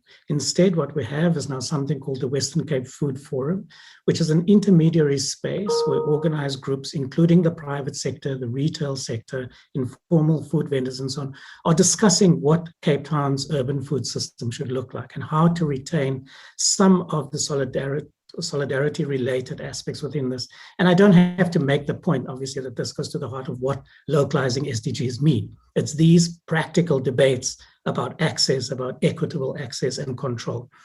And what strikes me within this, and this is the lesson that I just want to leave with you for today, is that there was an opportunity here that we didn't capitalize on. We didn't try and figure out how to institutionalize this kind of civil society mobilization and empowerment. And what I would want to encourage is that as we think through multi-level governance and as we imagine what empowered, well-led, democratic civil society organizations could look like, is that we imagine ideas around a citizenship academy, where a very small percentage of infrastructure and service delivery transactions get put into a pot to support the nurturing and invest in the production of capable, articulate, focused, democratic civil society organizations, and where people are trained to both engage with planning, to engage with community management, to engage with digital tools to support those processes, and very importantly, to build social enterprises that can underpin new kinds of green service delivery models. And I think what we will all see is that what will emerge from a system like that is a new class of political leadership. Because let's admit it, our political parties are in deep crisis all over the world. We need other avenues and mechanisms for people to come into politics so that we can, in some ways, begin to mitigate some of the distortions that have entered into the incentive systems that often live at the heart of power within political parties. So there's some deeper democratic questions here. And I want to suggest that, yes, let's focus on reforming global institutions, the multilateral system, and so on and so on. But let's not lose sight that the most important point of power and transformation are citizens, and most importantly, organized citizens that believe in rights-based democratic politics. Thank you. Thank you very much, Edgar, and thank you for bringing that perspective back into the room. I know the constituency of local and regional governments is absolutely and deeply committed to the whole issue of working closely with in solidarity with community-based movements, with the whole relationship between the Global Task Force and the General Assembly of Partners, within which the community organizations are also a very strong voice. But I will leave it to Amelia to perhaps reflect on this as she closes as well. Very, very, very important dimensions. I do want to flag one thing which you said, which I think is fundamental. Throughout the course of the last year, we had a lot of experiences shared through the UCLG UN Habitat series, Metropolis series on live learning, the live learning experience series. And constantly the point was being made that there is innovation, there is disruptive, actions, there are new ways of working. The point is to learn from them and institutionalize them. Exactly what you just said. Let us not miss the opportunity to do things differently and to change things for the better, and not fall back into the old normal, but really leapfrog into a new normal based on the experience of this time. So thank you for flagging that and for bringing those perspectives to the very, very important perspectives to the table. Thank you. I'm going to try again to see if we have Mr. Sakal from Rabat. Do we have you back? Merci, madame. Yes, I hear you. Bien? Yes, I hear you well, absolutely. Would you like to try again? Oui. Très bien, donc madame, dans notre monde qui se croyait prévenu des crises sanitaires globales depuis la grippe espagnole de 2018, a été subitement mis en digéré dans le temps, l'effet ravageur d'une pandémie qui a surpris par sa soudaineté son ampleur à tous les niveaux, sanitaire, économique, social. Il s'est agi dans l'épreuve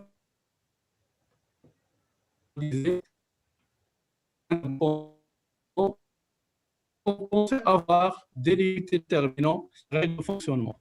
Ceci nous a aussi tous amenés à questionner les modèles de développement pratique jusqu'au égard à la grande fragilité du système.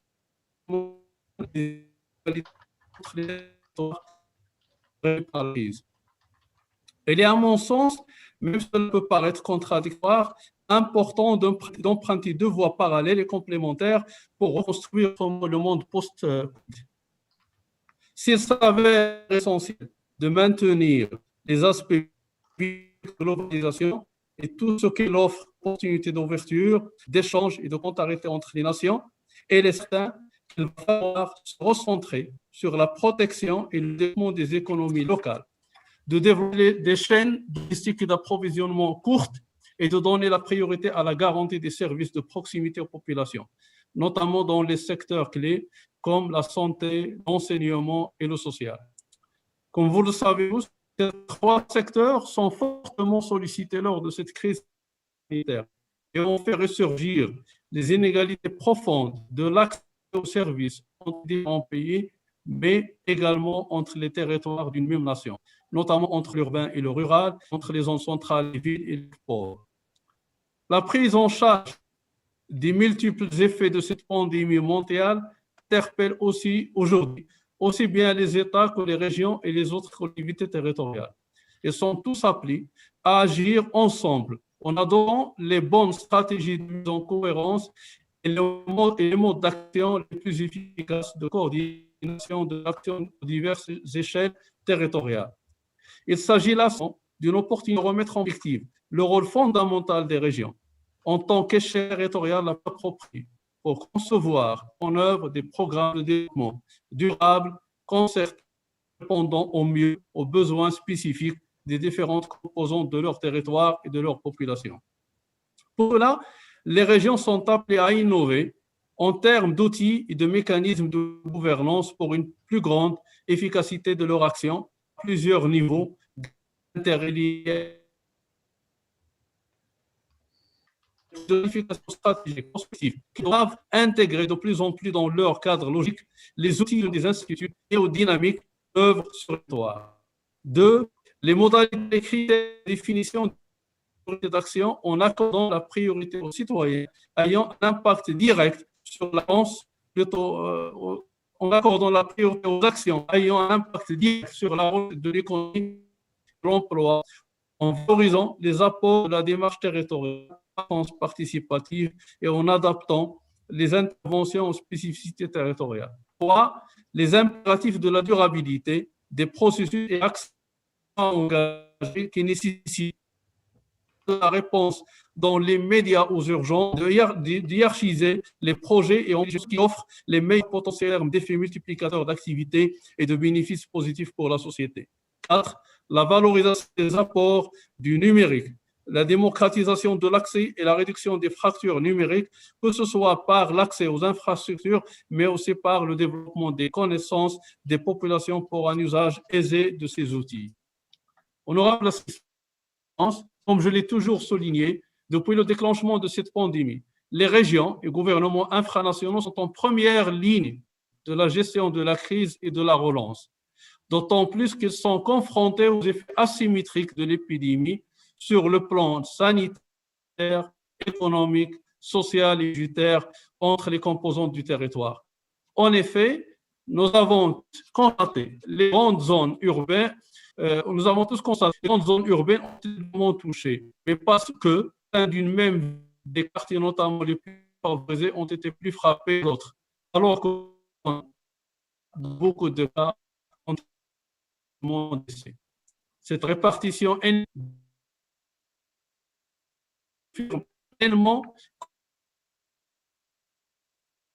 de la COVID-19 ou toute autre crise, ainsi que l'atteinte des objectifs des agendas dépend largement de protection de complémentarité de gouvernance qui serait limitant de le renforcement des ressources budgétaires et humaines mises à la disposition des régions et des autres collectivités en première ligne pour et ses impacts et pour répondre aux besoins en allant aux régions et plutôt aux régions et aux collectivités. Mais ce primordial en plus des différents que j'ai cités précédemment est de placer l'humain au cœur de toutes les politiques de développement, un programme de développement durable intégrée et territorialisée qui permette la participation citoyenne avec le secteur privé pour la mobilisation force technique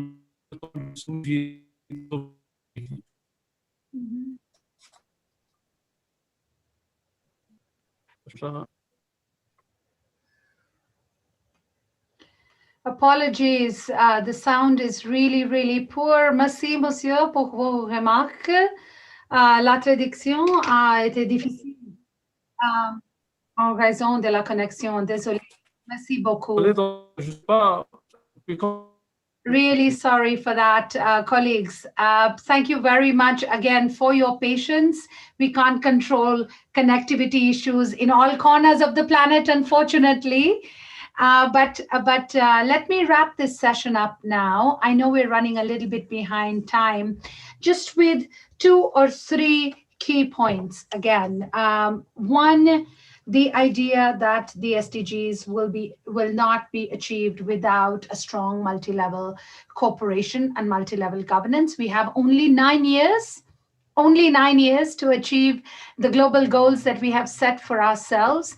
And without a very strong action at all levels, from international to local and down to the communities, we're not going to be able to achieve those goals.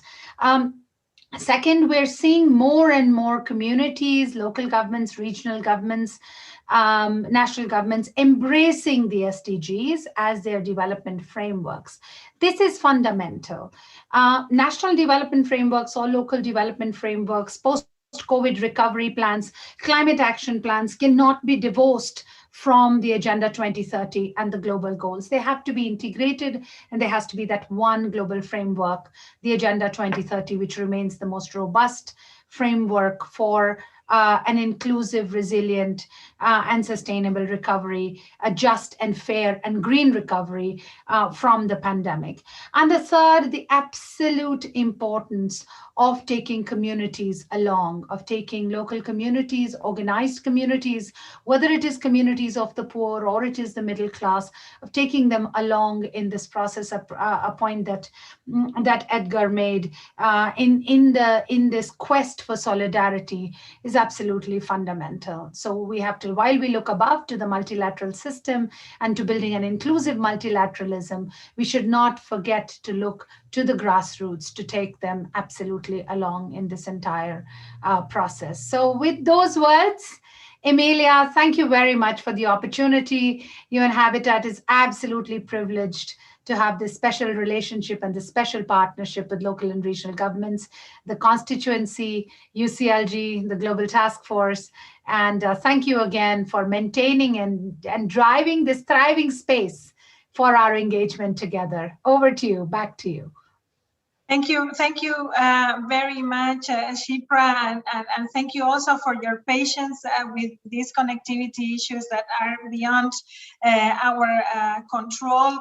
I think we have had a very interesting panel that has covered many issues that will be tackled also as we continue the program of the constituency in the high-level political forum. There are many sessions coming up.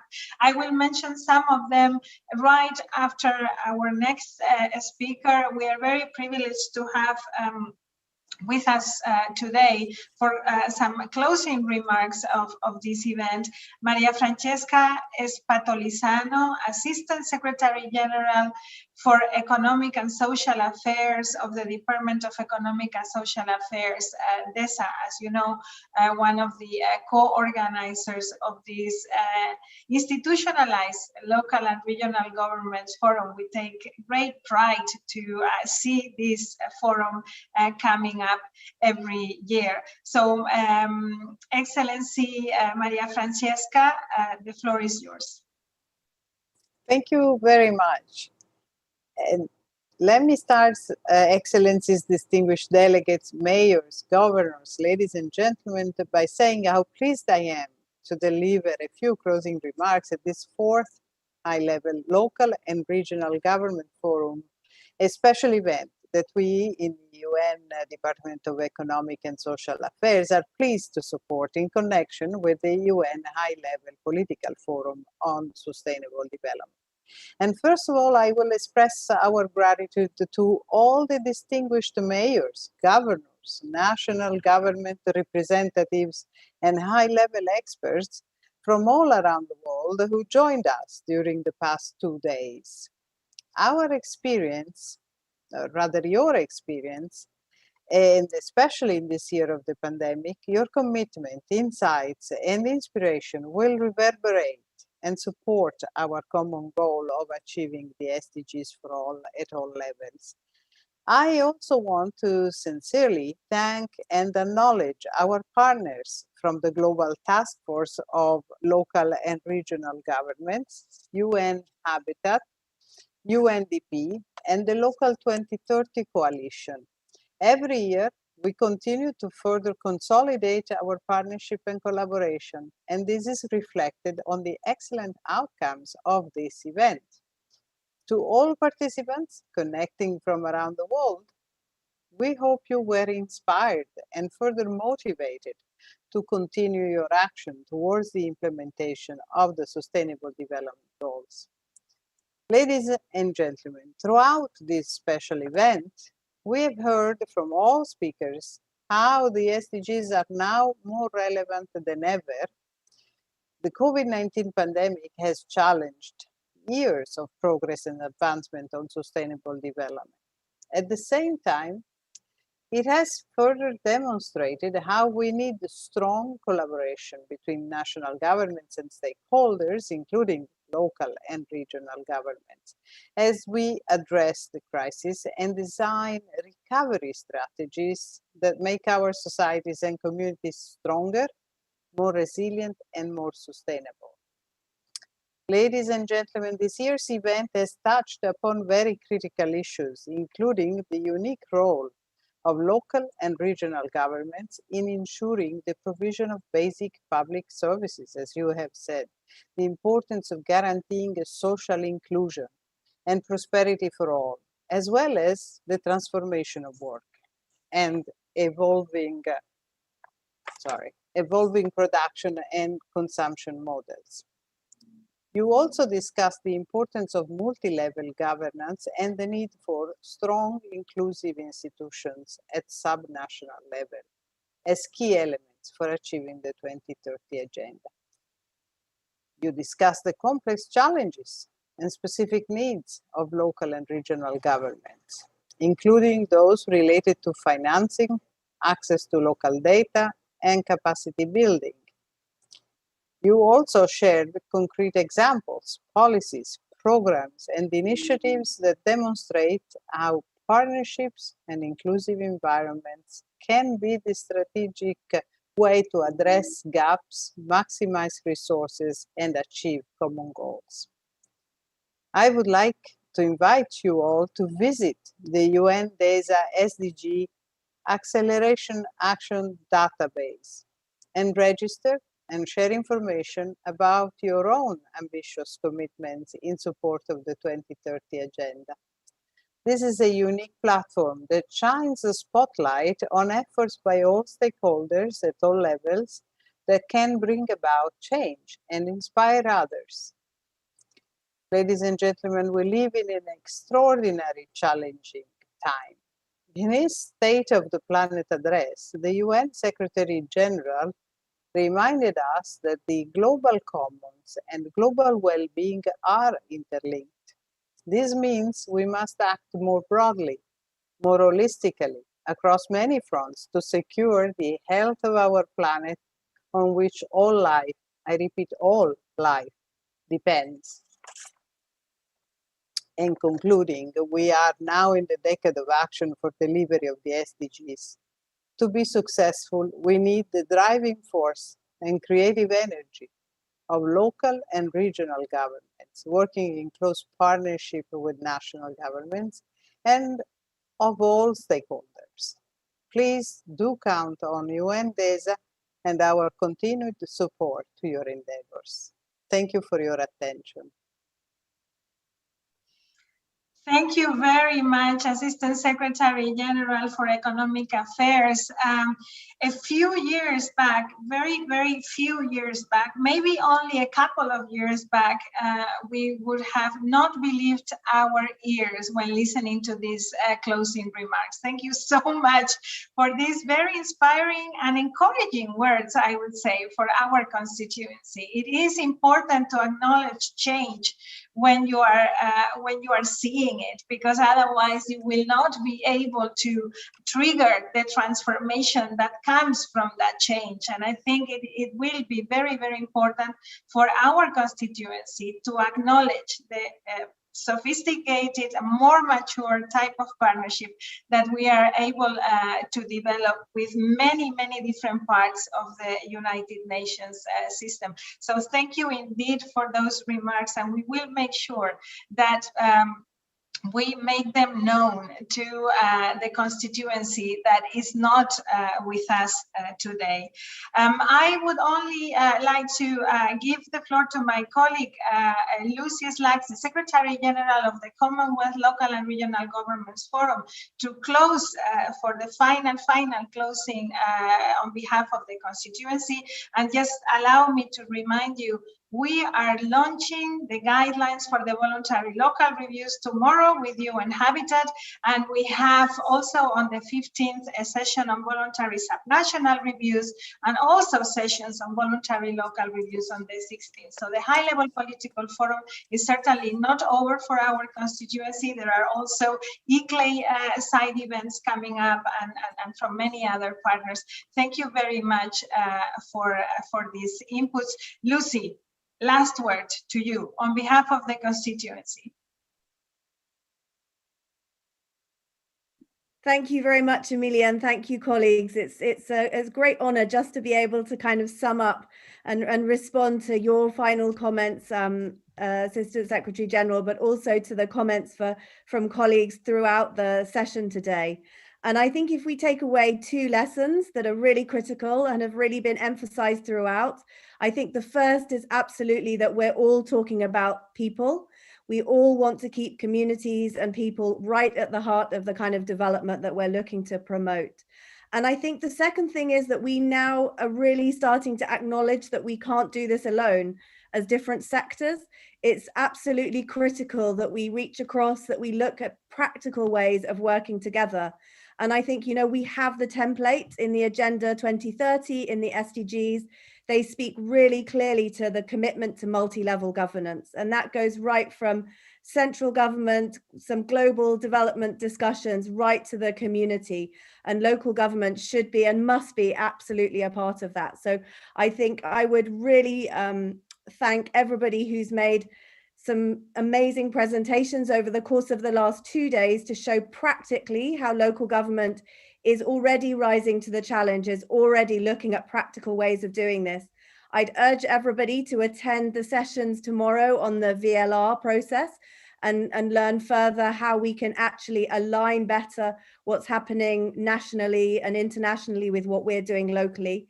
And I would really just like to close by saying how much we really appreciate the opening up of the discussion between the international agencies and local government. And the fact that we're having this discussion today, the fact that you're all around the table discussing with us is an incredible step forward for our movement. And we absolutely want to deliver on that commitment that we're making to you. And we look forward to continuing that discussion and taking our partnership further in a meaningful way. Thank you to everyone for a wonderful 2 days.